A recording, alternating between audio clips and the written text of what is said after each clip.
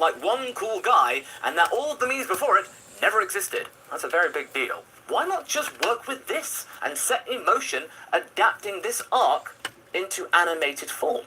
In fact, we'd be going back to what Dragon Ball, Dragon Ball Z, pretty much most animes that have a manga version do. Just work from the manga.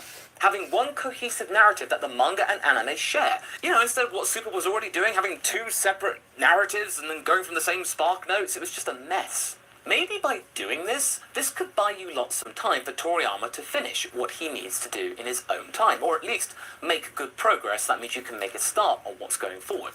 Add some anime-exclusive filler to proceedings to buy you even more time. It's not uncommon, but something that's really concerning Haverock and I is this. Why do the higher-ups seem to have so little faith in this story, which is being greatly praised of as of late? Now, don't get us wrong. Toyotaro is a pretty eyebrow-raising author, and his time at the helm of the manga has been wrought with mistakes and issues and questions in judgment. We still have his treatment of the Tournament of Power to consider here, and the whole Captain America thing in mind. But to say that he hasn't grown as an artist and an author, as a storyteller, sitting here ready that's for just Saturday. simply not fair. He has come on leaps and bounds, and once you could let him go and take more control, I guarantee you, he will flourish even more than he already has done.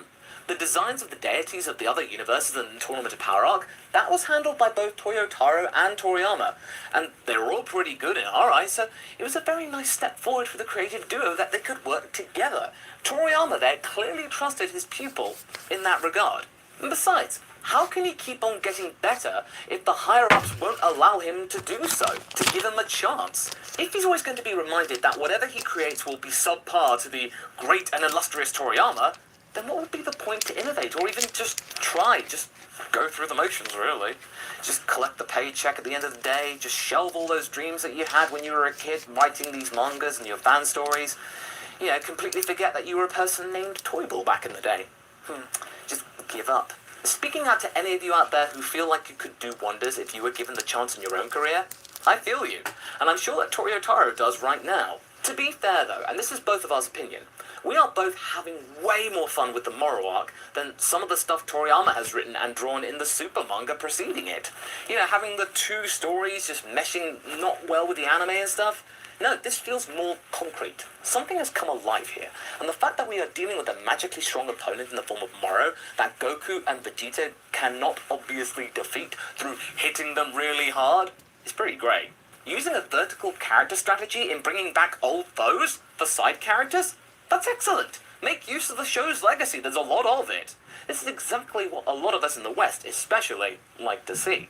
Now, okay, don't get us wrong here. These stories aren't wholly perfect. Toyotaro's chapters aren't usually some of the most original or inventive arcs of the story. There are some examples of copying various panels from the originals, but to be fair, Toriyama has historically done this too, when pushed for time. And the story kind of takes a lot from the Marvel Universe too, with Moro being a very Western comic book type of villain, but it does so in a very fun way, you know. It's not a bad thing. It also shows that the story of Dragon Ball is now trying more actively to appeal to an international audience instead of just Japan. I'm gonna go check out Heather's Buy Me a Coffee. Or what happened Replay ages game, ago, get the link in the perish chat. thought, localization. And besides, no one minded that much when Toriyama alluded to the Terminator movies so many times in the Android saga, now did they? So, to us, it seems like something perturbing might occur off the back of all of this.